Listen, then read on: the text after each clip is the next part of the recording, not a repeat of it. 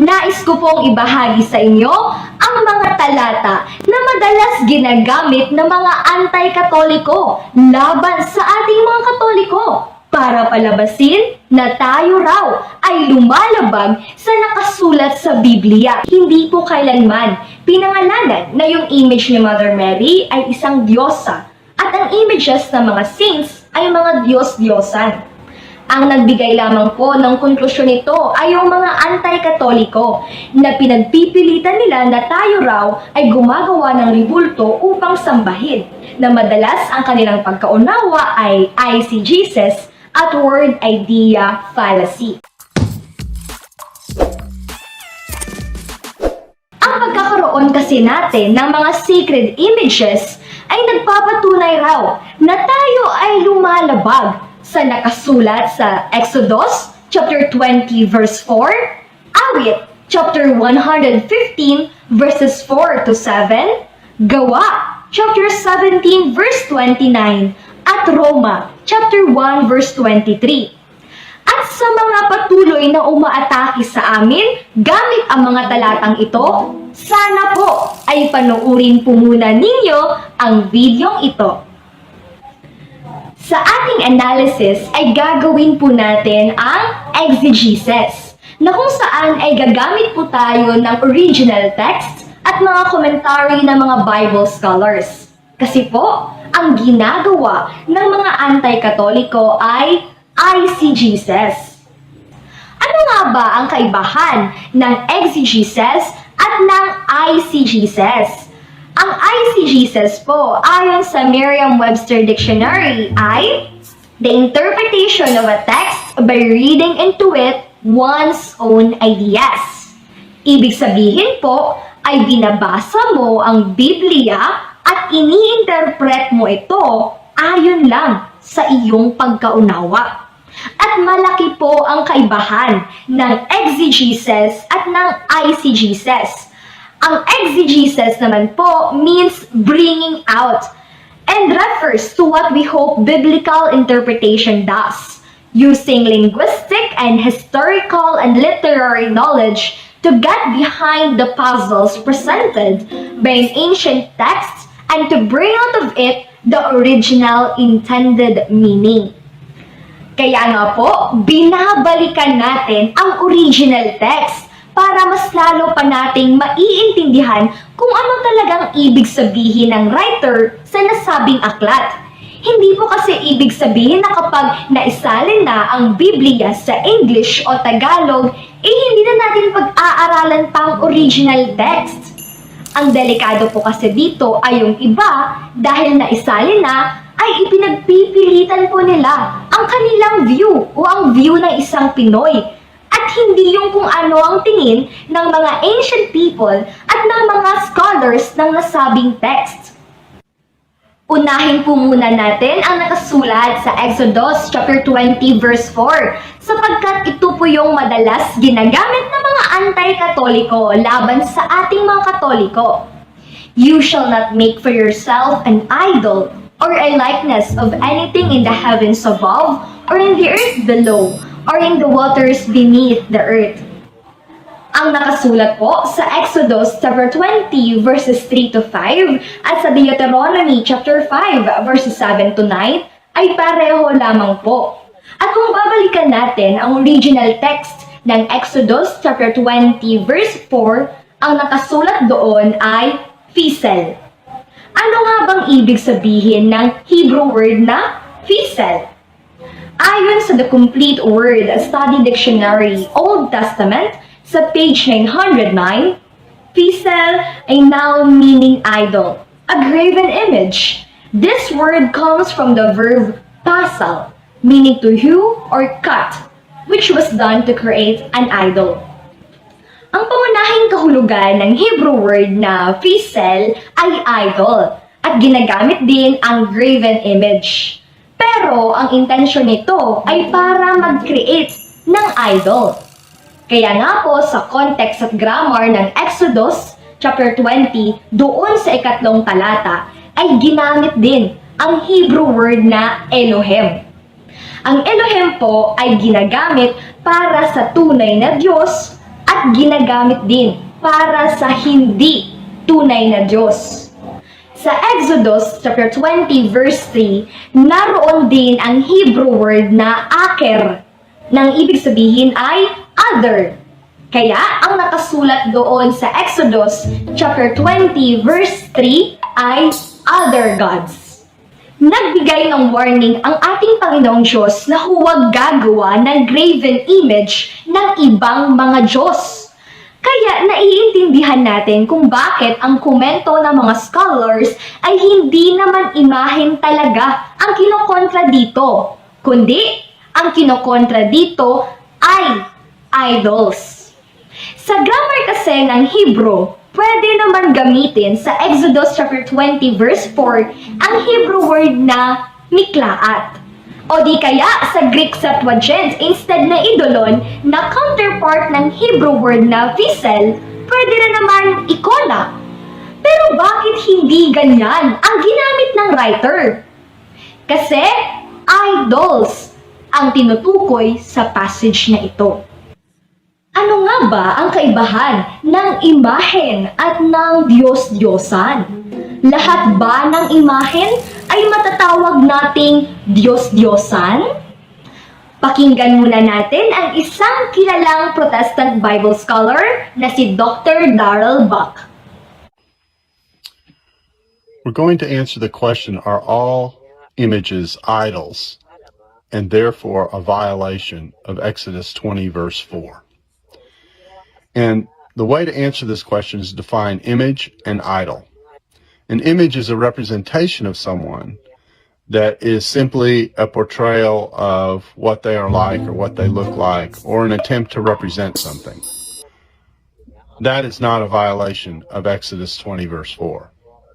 An idol is something crafted or painted or represented, which then is seen to be worshipped and that has the belief attached to it that there is power associated with its presence.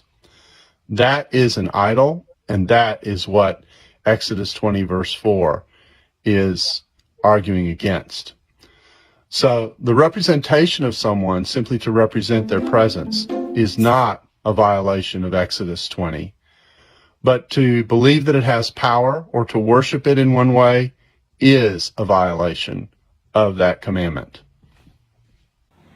Maliwanag na iba ang pananaw ni Dr. Darrell Buck kesa doon sa mga anti-katolikong umaatake sa atin. Sana all! Sana all po ay honest sa pag-analyze ng mga talata sa Biblia, di ba? At kung ikukumpara po natin ang credentials ng mga anti-katolikong umaatake sa atin, naabot na ba nila ang naabot ni Dr. Buck? Importante po kasi na tingnan din natin ang konteksto. Dapat basahin muna natin ang nakasulat sa verse 3 at saka verse 5. Verse 3, huwag kang sasamba sa ibang Diyos maliban sa akin. Verse 4, huwag kang gagawa ng imahe ng anumang nilalang na nasa langit, nasa lupa o nasa tubig upang sambahin. Verse 5, huwag mo silang yuyukuran ni sasambahin, sapagkat akong si Yahweh na iyong Diyos ay mapanibughuing Diyos. Ang kasalanan ng mga magulang ay sinisingil ko sa kanilang mga anak hanggang sa ikatlo at ikaapat na salinlahi. Kaya kung titingnan natin sa Hebrew, yung Hebrew word na vessel sa verse 4 ay connected po ito sa Hebrew word na Elohem sa verse 3 na may adjective na aker at yung sa verse na testahavet. Kung pag-aaralan natin ang konteksto, maliwanag ang sinasabi ng talata. Huwag kang gagawa ng larawan ng ibang mga Diyos para ito'y sambahin.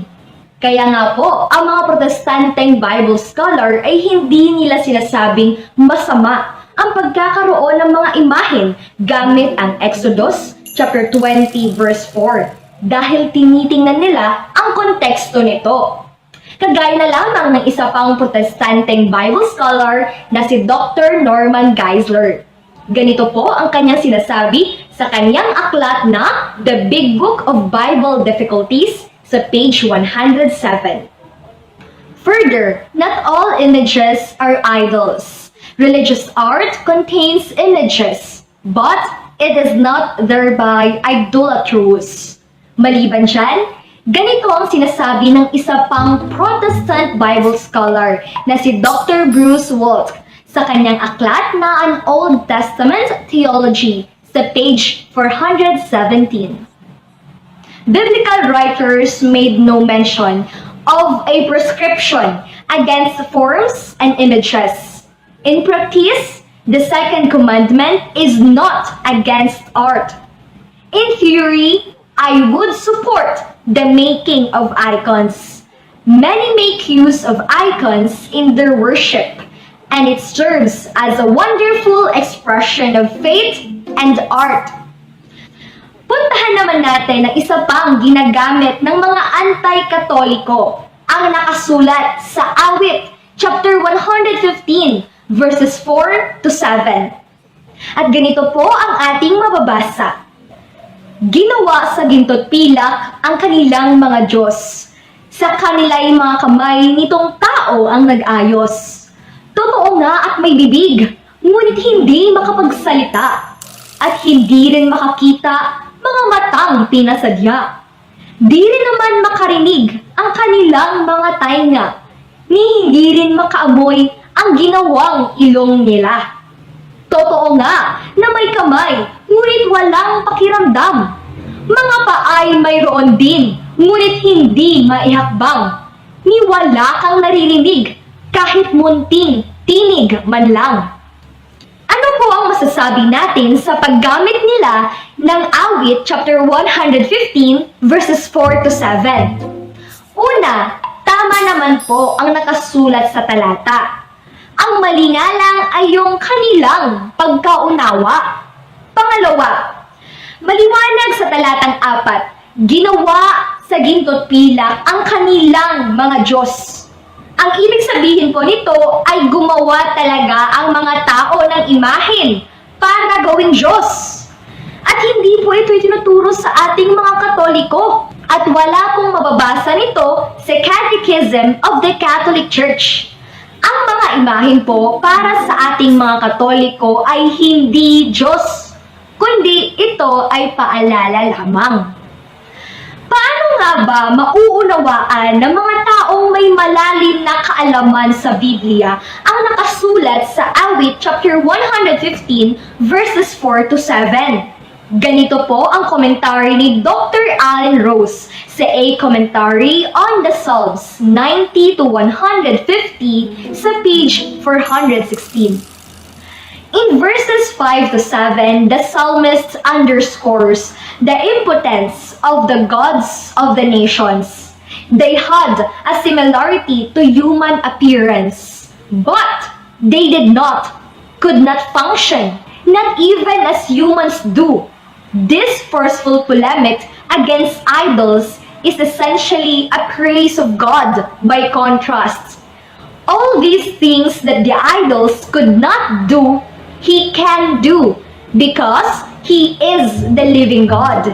He sees, He hears, He speaks, and He acts on behalf of His people. Maliwanag na historically, mayroon talagang tinutukoy na gods of the nations. Kaya nga, nagbigay ng warning ang ating Panginoong Diyos sa Exodus chapter 20 verse 3. Dahil ang mga tao ay may mga kinikilalang mga Diyos na gusto nilang gawan ng mga larawan para ito'y sambahin. Pangatlo, ang interpretasyon ng mga anti-katoliko sa talata para sa kanila, ito ay tumutukoy sa mga imahen ng Catholic Church. Dahil ang mga imahen ay mayroong kamay, may paa, may tainga, may mata at may bibig. Ngunit hindi man lang ito makagalaw, makapagsalita, makaamoy, makalakad o makarinig. Kaya ito raw ay Diyos-Diyosan. Ngunit, kung susundan natin ang kababawan ng kanilang logic, Ibig din bang sabihin, Diyos-Diyosan din itong mga kerubin sa Exodus chapter 25 verses 18 to 20 dahil hindi rin gumagalaw ang kanilang mga pakpak? Kung titingnan natin ang original text sa Psalm 115 verse 4, ay mababasa natin doon ang Hebrew word na adzab. Ano nga bang adzab? Ayon sa The Complete Word Study Dictionary Old Testament, sa page 859, ito ay a masculine noun used to identify an idol. This term always appears in the plural. Kaya, yung nakasulat sa Psalm chapter 115 verse 4 ay adzabehem, nang ibig sabihin ay their idols. Sunod, ang mababasa naman natin sa Gawa, chapter 17, verse 29, na madalas din gamitin ng mga anti-katoliko laban sa atin. At ganito po ang ating mababasa. Yamang tayo nga ay mga anak ng Diyos, hindi marapat na isipin natin na ang kaniyang pagka-Diyos ay tulad ng ginto, pilak o ng bato na inukit sa pamamagitan ng kalinangan at katahang isip ng tao. Ano po ang masasabi natin tungkol dito? Una, ang sabi sa talata, yamang tayo nga ay mga anak ng Diyos. At totoo nga po, anak naman talaga tayo ng ating Panginoong Diyos. Pangalawa, hindi marapat na isipin natin na ang kaniyang pagka-Diyos ay tulad ng ginto, pilak o bato. Hindi po kailanman inisip ng mga Katolikong matino na ang Diyos ay isang ginto, pilak o bato. Kaya nga anak tayo ng Diyos kasi hindi natin yan iniisip.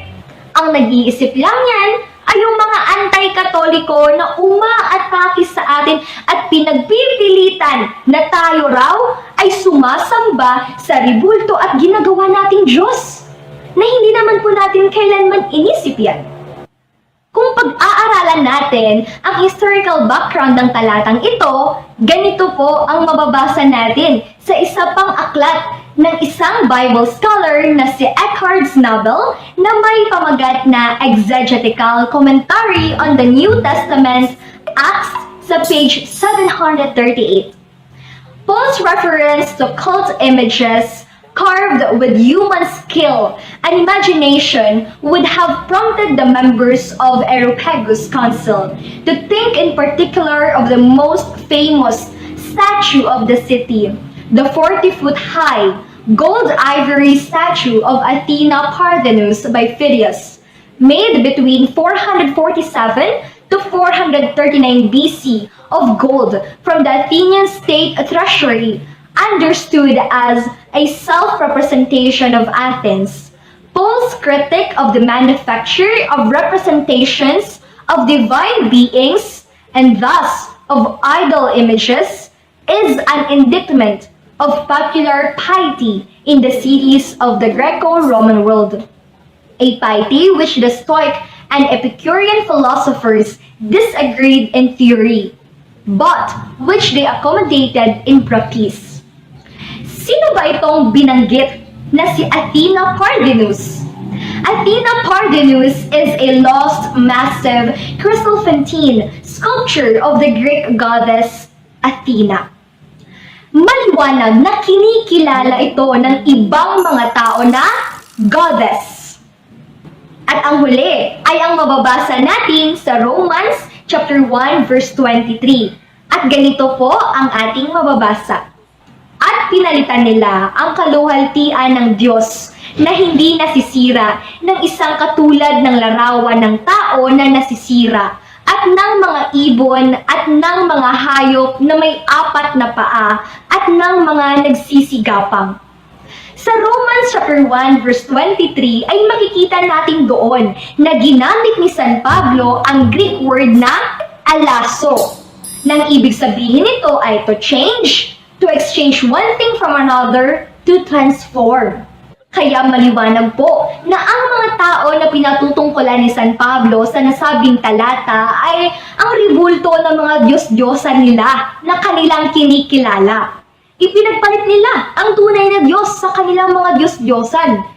At tama nga naman ito sa komentary ng isa pang Protestant Bible scholar na si Dr. Leon Morris sa Pillar New Testament Commentary. Though the apostle was not speaking specifically about the higher forms of Greek philosophy in practice, this philosophy easily came to terms with the grossest forms of superstition and immorality, just as it is a grave count against the lofty philosophy of Hinduism that it utters no effective protest against the most degrading practices of popular religion in India today. All too often in the history of mankind, a high level of philosophy has been found consistent with all the degradation of polytheism. The ability to think clearly does not necessarily deliver from superstition. Ang mga goddesses po ng Hinduism ay pinangalanan nila at ito ay sina Durga, Parvati, Lakshmi, Saraswati, Kali, Sita, Ganga, Tulse, Kamadhenu at Radha. Sa Bible ay may mga pangalan din ang mga Diyos-Diyosan. Halimbawa, si Baal, si Astaroth, at si Asherah. At marami pang ibang mga Diyos-Diyosan na pinangalanan sa Biblia. Yung mga sacred images, maliban sa hindi naman itinuro sa Catechism of the Catholic Church na kilalanin natin sila bilang mga Diyos at ibigay sa kanila ang tinatawag nating adorations, hindi po kailanman pinangalanan na yung image ni Mother Mary ay isang diyosa at ang images ng mga saints ay mga Diyos-Diyosan. Ang nagbigay lamang po ng konklusyon nito ay yung mga anti-katoliko na pinagpipilitan nila na tayo raw ay gumagawa ng ribulto upang sambahin, na madalas ang kanilang pagkaunawa ay I see Jesus at word idea fallacy. So ayan po mga peers, sanay kapupulatan po natin ito ng aral at kung nagustuhan niyo po ito, please like and share, ibahagi po natin sa mga kakilala po natin and please don't forget to follow and subscribe po ng ating YouTube channel, Mr. Curious Catholic. Muli po, this is Mr. Curious Catholic, kasama po ninyo sa pagtatanggol ng ating simbahan. Pro Deo et Ecclesia. Sa Diyos po ang lahat ng kapurian. Hello mga kapatid, follow and subscribe Mr. Curious Catholic. Marami tayong matutunan, mapupuno po yung ating isipan sa mga katotohanan. Dahil ang katotohanan na magbigay sa atin ng tunay na kalayaan. God bless. Hello mga kapatid, inanyayahan namin kayo, huwag niyong kalimutan mag-subscribe sa kay Bro Dance Oberio, Mr. Curious Catholic. Marami kayong matutunan sa pamamagitan ng pagsubaybay niyan sa pagsagot sa pananampalataya na inaatake ng ating mga kapatid sa iba. Yung pananampalataya, and they are not only attacking the teachings of the Catholic Church, but proselytizing the good numbers of the Catholic. At sa pamamagitan sa pagsunutin niyo itong Mr. Curious Catholic, Facebook page and YouTube channel, dami ninyong matutunan. Isabuhay natin ang ating matutunan. Pro Deo et Ecclesia.